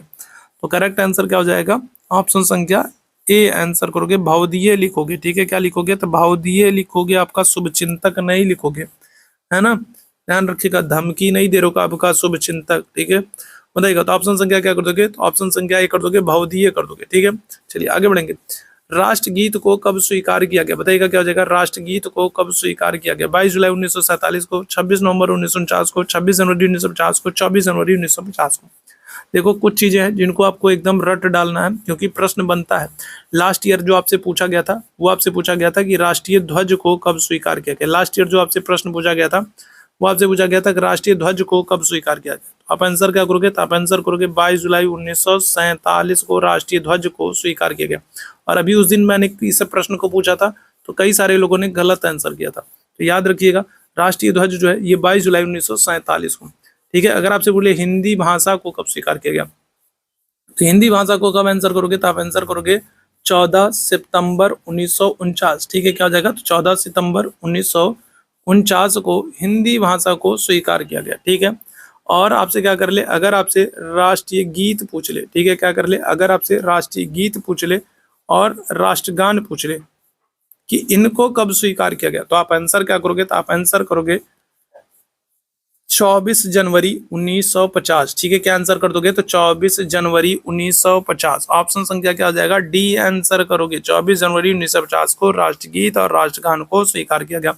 ऑप्शन संख्या क्या हो जाएगा, तो डी बिल्कुल करेक्ट हो जाएगा। ठीक है, और लास्ट ईयर आपसे मतलब 1-2 साल पहले अगर आप पेपर देखोगे तो आपसे प्रश्न क्या क्या पूछा गया, तो एक तो आपसे ये पूछा गया कि राष्ट्रीय ध्वज कब स्वीकार किया गया। दूसरा, आपसे ध्वज में जो राष्ट्रीय ध्वज है तो ध्वज का अनुपात आपसे पूछा गया, ध्वज का जो रेशियो है, ध्वज का जो अनुपात है वो पूछा गया है। आपसे तीलियों की संख्या पूछी गई, तीलियों का रंग पूछा गया, तीलियों की संख्या, और जो अशोक चक्र है उसमें तीलियों की संख्या और तीलियों का रंग आपसे पूछा गया है। ठीक है, याद रखेंगे। ठीक है, हमारा जो राष्ट्रीय चिन्ह है अशोक स्तंभ, तो ये कहाँ से लिया गया, तो ये आपसे पूछा गया। तो अशोक स्तंभ जो है ये सारनाथ से लिया गया है। तो अशोक स्तंभ कहाँ से लिया गया, ठीक है, तो ये कहाँ से लिया गया है, तो ये पूछा गया है। सत्यमेव जयते कहाँ से लिया गया है, सत्यमेव जयते कहाँ से लिया गया है, तो ये सब प्रश्न लास्ट ईयर आपके एग्जाम में ये सब प्रश्न बारी बारी से पूछे जा चुके हैं। ठीक है, चलिए, शोक किस रस का स्थायी भाव है, रौद्र का, वात्सल्य का, करुण का, वीर का, बताइएगा क्या हो जाएगा। तो रस मैंने आप लोगों को बताया कि रस वाला चैप्टर अच्छे से पढ़ लीजिएगा। रस हो गया, उपसर्ग हो गया, प्रत्यय हो गया, संधि हो गया, समास हो गया। ठीक है, तो ये सब कुछ चैप्टर हैं जिनको आप लोग बहुत अच्छे से पढ़ लीजिएगा, क्योंकि यहाँ से प्रश्न बनते ही बनते हैं। ठीक है, सर्वनाम हो गया, विशेषण हो गया, तो ये आप लोग जरूर पढ़ लीजिएगा। तो शोक जो है ये किसका, तो करुण का हो जाएगा। ऑप्शन संख्या क्या कर दोगे, तो सी आंसर कर दोगे, करुण रस का स्थायी भाव हो जाएगा। ठीक है, आगे बढ़ेंगे। प्रस्तावना में कुल कितनी बार संशोधन हुए, तो अगर हम लोग बात करेंगे प्रस्तावना में कुल कितनी बार संशोधन हुआ, 1 बार, 2 बार, 4 बार, 3 बार, क्या हो जाएगा बताइएगा। प्रस्तावना में कुल कितनी बार संशोधन हुआ है, तो अगर हम लोग बात करें तो देखिएगा प्रस्तावना में 42वां संशोधन हुआ था। ठीक है, कौन सा, तो 42वां संशोधन हुआ था, 42वां संशोधन हुआ था 1976। और इसके द्वारा अगर हम लोग बात करेंगे, इस 42वें संशोधन 1976 के द्वारा अगर हम लोग बात करें तो प्रस्तावना में 3 शब्द जोड़े गए थे। ठीक है, कितने, 3 शब्द जोड़े गए थे। कहाँ कहाँ पर, तो समाजवादी, ठीक है, क्या हो जाएगा, तो समाजवादी, ठीक है, पंथ निरपेक्ष और अखंडता, तो 3 शब्द जोड़े गए हैं। ठीक है, याद रखिएगा क्या हो जाएगा, समाजवादी, पंथ निरपेक्ष और अखंडता, तो 3 शब्द जोड़े गए हैं। कहाँ पर, प्रस्तावना में। ठीक है, किस संशोधन के द्वारा, तो 42वें संशोधन 1976 के द्वारा। कितनी बार संशोधन हुआ, तो अभी तक सिर्फ 1 बार संशोधन हुआ है। ठीक है, अगर आपसे पूछे संशोधन कौन कर सकता है, तो सिर्फ और सिर्फ संसद संशोधन कर सकती है। संशोधन कौन करेगा, तो संसद संशोधन कर सकती है। याद रखेंगे, संशोधन कौन करेगा, तो प्रस्तावना में संसद ही संशोधन कर सकती है और कोई संशोधन नहीं करेगा। ठीक है, याद रखिएगा। और कब हुआ है एकमात्र संशोधन, 42वां संशोधन 1976। ठीक है, 1900 अगर हम लोग बात करें तो 1973 में केशवानंद भारती बनाम केरल राज्यवाद आया था। ठीक है, कौन सा, केशवानंद भारती वर्सेस केरल राज्यवाद आया था। ठीक है, केरल राज्यवाद आया था। और इसी में जो सुप्रीम कोर्ट है, इसी वाद में सुप्रीम कोर्ट ने कहा था कि प्रस्तावना की में क्या कर सकते हैं, अगर हम लोग बात करें तो संविधान की प्रस्तावना में संशोधन कर सकते हैं, लेकिन मूलभूत ढांचों को छोड़कर। ठीक है, तो ये बात कहाँ पर कही गई थी, तो अगर आपसे बोले मूलभूत ढांचों से कौन सा संशोधन संबंधित है, या कौन सा वाद जो है, कौन सा वाद संविधान के मूलभूत ढांचों से या ढांचे से संबंधित है। ठीक है, कौन सा वाद संविधान के मूलभूत ढांचे से संबंधित है, तो आप आंसर क्या करोगे, तो आप आंसर करोगे 1973 का केशवानंद भारती बनाम केरल राज्यवाद। वह विद्यार्थी नहीं आया, वाक्य में कौन सा विशेषण है, बताइएगा क्या हो जाएगा, तो वह विद्यार्थी नहीं आया। वह विद्यार्थी नहीं आया है तो कौन सा विशेषण है, सार्वनामिक है, परिमाण बोधक है, गुणवाचक है, या फिर संख्यावाचक। वह विद्यार्थी नहीं आया है तो कौन सा विशेषण हो जाएगा, क्या आंसर कर देंगे, तो ऑप्शन संख्या ए आंसर कर दिएगा, सार्वनामिक हो जाएगा। ठीक है, क्या आ जाएगा, तो सार्वनामिक विशेषण कर दोगे। ठीक, वैकल्पिक मुद्रा का उदाहरण क्या है, नोट है, चेक है, सिक्के हैं, या फिर बॉन्ड है।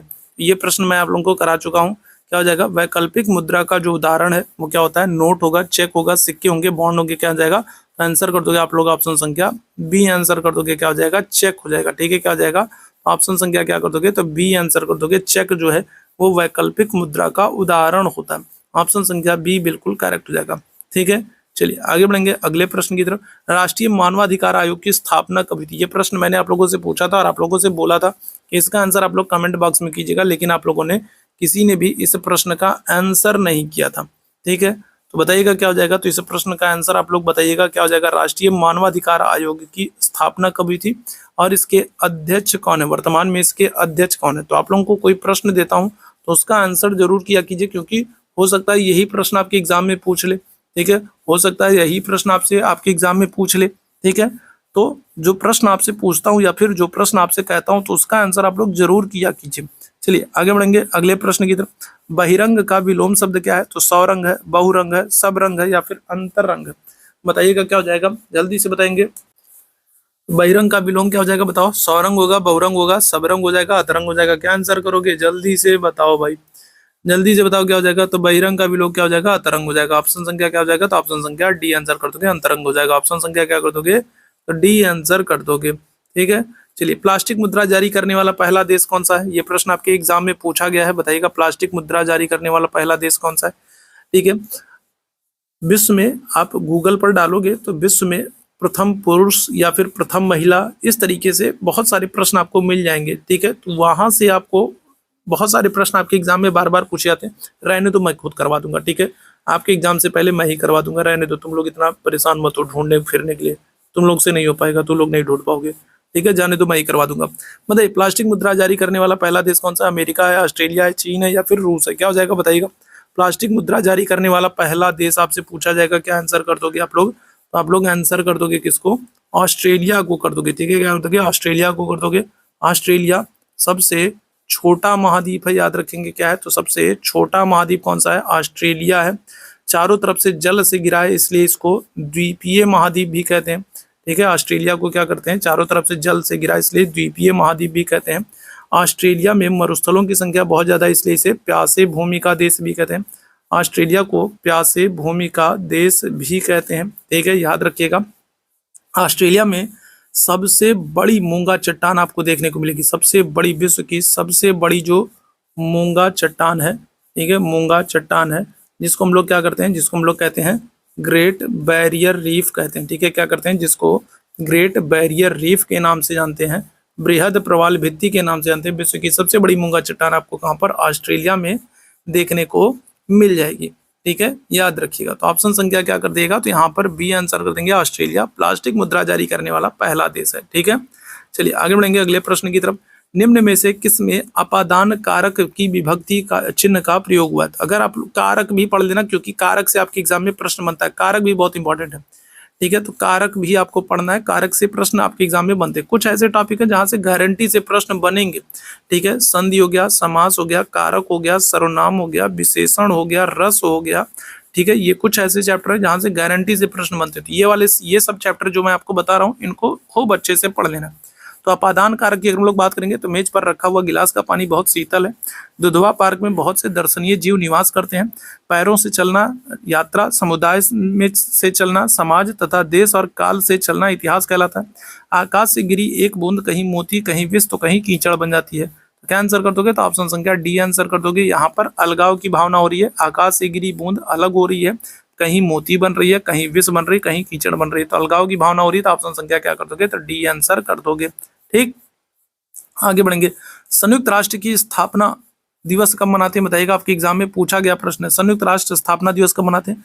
24 मार्च, 24 सितंबर, 24 दिसंबर या फिर 24 अक्टूबर को। बताइएगा क्या हो जाएगा। तो अगर हम लोग बात करेंगे संयुक्त राष्ट्र स्थापना दिवस कब मनाते हैं, क्या आंसर कर दोगे, तो आंसर करेंगे हम लोग ऑप्शन संख्या डी, 24 अक्टूबर 1945 को। 1945 को क्या हुआ है, तो 1945 को संयुक्त राष्ट्र संघ यूएनओ की स्थापना हुई है। ठीक है, क्या हुई है, यूएनओ की स्थापना हुई, इसीलिए 24 अक्टूबर को हम लोग संयुक्त राष्ट्र स्थापना दिवस मनाते हैं। और इसका हेडक्वार्टर आपको कहाँ पर देखने को मिलेगा, तो संयुक्त राष्ट्र संघ का जो हेडक्वार्टर है वो आपको न्यूयॉर्क में देखने को मिलेगा। ठीक है, कहाँ पर, तो संयुक्त राष्ट्र संघ का जो मुख्यालय है, हेडक्वार्टर जो है वो आपको कहाँ पर, तो वो आपको न्यूयॉर्क में देखने को मिलेगा। इसकी स्थापना कब हो रही, 24 अक्टूबर 1945 को। ठीक है, 24 मार्च की बात करेंगे तो 24 मार्च को आप याद रखेंगे टीबी तपेदिक या क्षय रोग दिवस मनाते हैं। ठीक है, टीबी तपेदिक या फिर क्या कहेंगे, या फिर कहेंगे क्षय रोग दिवस मनाते हैं। ठीक है, क्षय रोग दिवस मनाते हैं? ठीक है, टीबी तपेदिक या क्षय रोग दिवस मनाते हैं कब? 24 मार्च को।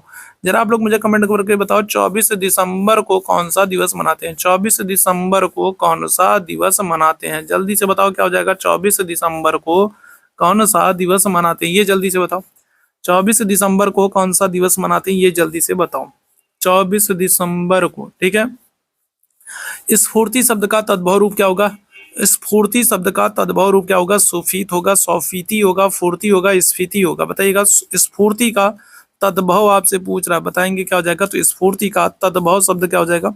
आप सभी लोगों के कमेंट में देखता चल रहा हूं, तो कमेंट करते चलो, ठीक है, कमेंट करते चलो, सभी के कमेंट्स में देख रहा हूँ। स्फूर्ति शब्द का तद्भव रूप क्या हो जाएगा? सुफीत हो जाएगा, सौफीति हो जाएगा, फूर्ति हो जाएगा, स्फीति हो जाएगा। क्या हो जाएगा करेक्ट आंसर? तो आंसर कर दोगे ऑप्शन संख्या सी, फूर्ति हो जाएगा। ठीक है, क्या हो जाएगा? फूर्ति कर दोगे। ऑप्शन संख्या सी आंसर करोगे, फूर्ति हो जाएगा। ठीक है, चलिए आगे बढ़ेंगे। द्रोणाचार्य पुरस्कार की शुरुआत किस ओर से? बताइएगा। लास्ट ईयर जो आपसे प्रश्न पूछा गया था वो ये पूछा गया था कि द्रोणाचार्य पुरस्कार किसे दिया जाता है। ये प्रश्न लास्ट ईयर आपसे जो प्रश्न पूछा गया था वो ये पूछा गया था कि द्रोणाचार्य पुरस्कार दिया किसको जाता है।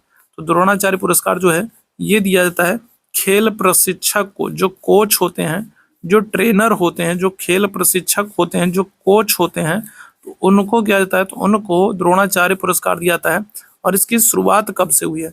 देखो 1961 से अगर हम लोग बात करें तो 1961 से अर्जुन पुरस्कार की शुरुआत हुई। ठीक है, किसकी? अर्जुन पुरस्कार की शुरुआत हुई है।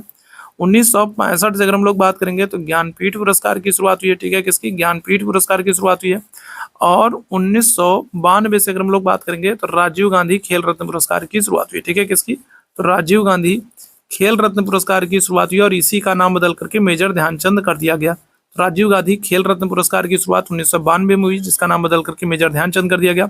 1965 से ज्ञानपीठ की शुरुआत हुई, 1961 से अर्जुन पुरस्कार की शुरुआत हुई और द्रोणाचार्य पुरस्कार की शुरुआत हुई 1985 से। आंसर क्या कर दोगे? ऑप्शन संख्या ए कर दोगे। और किसको दिया जाता है? तो खेल प्रशिक्षक को दिया जाता है। अर्जुन पुरस्कार जो है ये किसको दिया जाता है? तो अर्जुन पुरस्कार जो है ये क्या हो जाएगा? तो अर्जुन पुरस्कार अगर आपसे पूछ ले तो अर्जुन पुरस्कार किसको दिया जाता है? तो आप आंसर कर दोगे खिलाड़ी लोगों को दिया जाता है। ठीक है, जो खेल के क्षेत्र में अच्छा प्रदर्शन करते हैं उनको दिया जाता है। आगे बढ़ेंगे।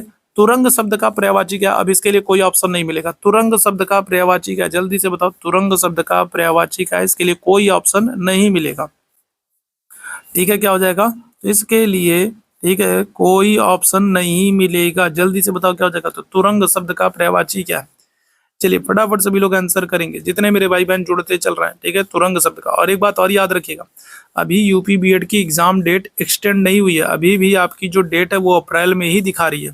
ठीक है, अभी आपकी एग्जाम डेट जो है वो पोस्टपोन नहीं हुई है, एक्सटेंड नहीं हुई है। आपकी जो एग्जाम डेट है वो अभी अप्रैल में ही दिखा रही है।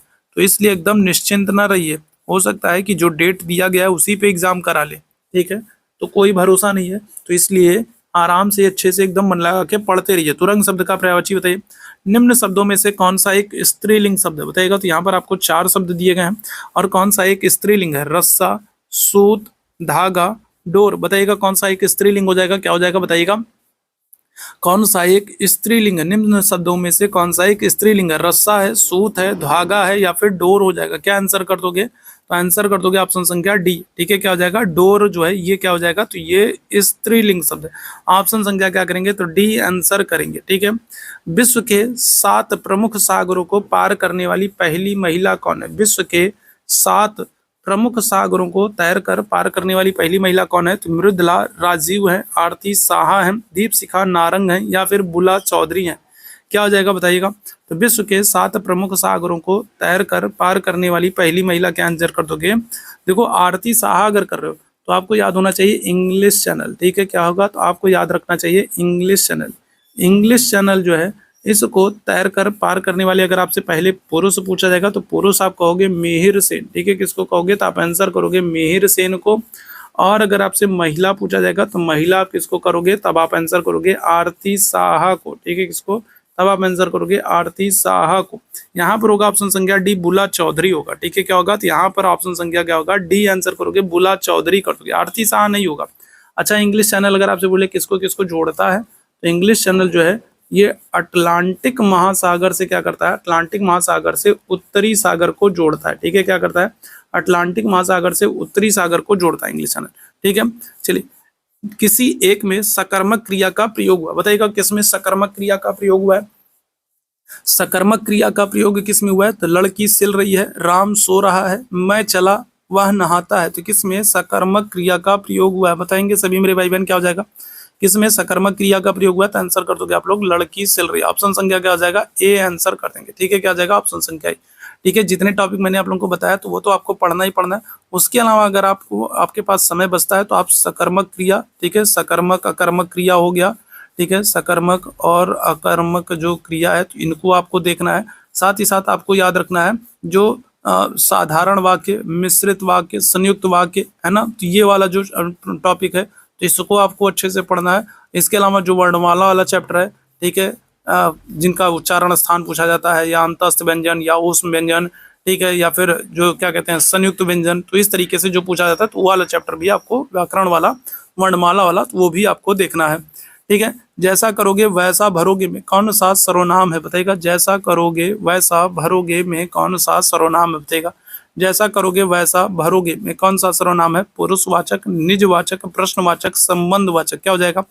तो जैसा करोगे वैसा भरोगे, जैसे को तैसा, जैसा वैसा, तो क्या हो जाएगा? तो यहाँ पर आंसर करोगे ऑप्शन संख्या डी, संबंधवाचक हो जाएगा। ठीक है, कौन सा? तो संबंधवाचक। ऑप्शन संख्या क्या कर देंगे? तो डी आंसर कर देंगे। ठीक है, गुरुत्वाकर्षण नियम का नियम किस भारतीय ने दिया था? देखो, गुरुत्वाकर्षण की अगर हम लोग बात करें तो गुरुत्वाकर्षण का जो नियम है ये दिया था न्यूटन ने। ठीक है, किसने दिया था? तो ये दिया था न्यूटन ने। लेकिन अगर आपसे बोले न्यूटन से पहले किस भारतीय ने गुरुत्वाकर्षण के नियम के बारे में बताया था, तो क्या आंसर करोगे? ठीक है, गुरुत्वाकर्षण का जो नियम है वो न्यूटन ने दिया, आपको पता है। गति का जो है न्यूटन की अगर हम लोग बात करेंगे, ठीक है, तो गुरुत्वाकर्षण का नियम जो है न्यूटन ने दिया है। लेकिन अगर हम लोग बात करें तो गुरुत्वाकर्षण का नियम न्यूटन से पहले भी किसी भारतीय ने दिया था, और वो भारतीय कौन है? तो आर्यभट्ट हैं, भास्कराचार्य हैं, ब्रह्मगुप्त हैं, या फिर न्यूटन है। आंसर कर दोगे तो आंसर कर दोगे ब्रह्मगुप्त है। ठीक है, कौन है? तो ब्रह्मगुप्त है। तो सबसे पहले ब्रह्मगुप्त ने बताया था, और फिर इसी सिद्धांत के बारे में भास्कराचार्य ने भी बताया है। ठीक है, तो क्या हो जाएगा? तो ऑप्शन संख्या सी आंसर कर दोगे, ब्रह्मगुप्त कर दोगे। ऑप्शन संख्या सी बिल्कुल करेक्ट हो जाएगा। ठीक है, आगे बढ़ेंगे। भवानी का पुल्लिंग शब्द क्या होगा? बताइएगा। तो भवानी का पुल्लिंग शब्द क्या हो जाएगा? भवानी का पुल्लिंग शब्द क्या हो जाएगा? भवदेव हो जाएगा, भवन हो जाएगा, देव हो जाएगा, भव हो जाएगा। बताइएगा। तो भवानी का पुल्लिंग शब्द क्या हो जाएगा? जल्दी से इस प्रश्न का आंसर करेंगे। भवानी का पुल्लिंग शब्द, तो आंसर कर दोगे भव। ठीक है, क्या हो जाएगा? तो भव आंसर कर दोगे। ऑप्शन संख्या डी आंसर हो जाएगा। ठीक है, क्या आंसर करोगे? भव आंसर करोगे। आगे बढ़ेंगे। जो कठिनाई से प्राप्त किया जा सके के लिए एक शब्द, जो कठिनाई से प्राप्त किया जा सके, इसके लिए एक शब्द क्या होगा? बताइएगा। जो कठिनाई से प्राप्त किया जा सके, दुर्बोध, दुर्लभ, दुर्गम, दुसाध्य। बताइएगा क्या हो जाएगा? तो जो कठिनाई से प्राप्त किया जा सके उसके लिए एक शब्द क्या आंसर करेंगे? तो आंसर कर दोगे आप लोग ऑप्शन संख्या बी, दुर्लभ हो जाएगा। ठीक है, क्या आंसर कर दोगे? तो दुर्लभ आंसर कर दोगे। ठीक है, आगे बढ़ेंगे। केचुआ पालन बताइएगा संबंधित है, ये प्रश्न आपके एग्जाम में पूछा गया। बताइएगा क्या हो जाएगा? केचुआ पालन, pisciculture, sericulture, vermiculture, viticulture. क्या हो जाएगा? बताइएगा। तो अगर हम लोग बात करेंगे, बताइएगा, केचुआ पालन की अगर हम लोग बात करें, केचुआ पालन, तो क्या आंसर कर दोगे? तो देखो, पीसी कल्चर अगर हम लोग बात करेंगे तो ये पीसी कल्चर जो होता है ये मत्स्य पालन से होता है। ठीक है, किससे? मत्स्य पालन से होता है। सेरी कल्चर अगर हम लोग बात करेंगे तो रेशम कीट पालन से सेरी कल्चर होता है।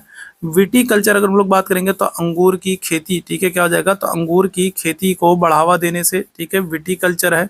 ठीक है, यहाँ पर क्या हो जाएगा? तो वार्मी कल्चर हो जाएगा। ऑप्शन संख्या क्या कर दोगे? तो सी आंसर कर दोगे। केचुआ पालन किससे संबंधित है? तो वार्मी कल्चर से संबंधित है। ऑप्शन संख्या क्या हो जाएगा? तो सी आंसर करिएगा। ठीक है, क्या करेंगे? तो सी आंसर, वर्मी कल्चर किससे? केचुआ पालन से। ठीक है, चलो आगे बढ़ेंगे अगले प्रश्न की तरफ। अंतस्थ व्यंजन कौन से होते हैं? आप लोगों को ये प्रश्न कई बार करा चुका हूँ और इसके लिए कोई ऑप्शन नहीं मिलेगा। बताइएगा, अंतस्थ व्यंजन कौन होते हैं? कौन कौन से व्यंजन अंतस्थ व्यंजन कहलाते हैं? जल्दी से इसका आंसर करो सभी लोग, जल्दी से इसका आंसर करो। अंतस्थ व्यंजन कौन से होते हैं? जरा जल्दी से उनका नाम लिख करके मुझे बताओ। अंतस्थ व्यंजन कौन कौन से होते हैं, इनकी संख्या कितनी होती है? जल्दी से सारे लोग बताओ, फिर आगे बढ़ते हैं। ठीक है, क्या हो जाएगा? अंतस्थ व्यंजन कौन से होते हैं? चलिए आगे बढ़ेंगे। व्यक्तिगत सत्याग्रह आंदोलन किस वर्ष प्रारंभ हुआ? व्यक्तिगत सत्याग्रह आंदोलन, देखो, व्यक्तिगत सत्याग्रह आंदोलन में अगर आप बात करें कि इसकी शुरुआत कहाँ से हुई है, तो आप आंसर करोगे महाराष्ट्र के पवनार से। ठीक है, कहाँ से? तो महाराष्ट्र के पवनार आश्रम से इसकी शुरुआत हुई है। ठीक है, महाराष्ट्र के पवनार आश्रम से शुरुआत हुई है व्यक्तिगत सत्याग्रह की। पवनार में किसका आश्रम है? तो आप आंसर करोगे किसका? विनोबा भावे का। ठीक है, किसका? तो विनोबा भावे का पवनार में आश्रम है, महाराष्ट्र के पवनार में विनोबा भावे का आश्रम है और यहीं से शुरुआत हो रही है व्यक्तिगत सत्याग्रह की। अगर आपसे पहला सत्याग्रही पूछा जाए, अगर आपसे पहला सत्याग्रही पूछा जाए तो पहला सत्याग्रही कौन है, तो आप आंसर करोगे विनोबा भावे हैं। ठीक है, कौन है, तो विनोबा भावे पहले सत्याग्रही हैं।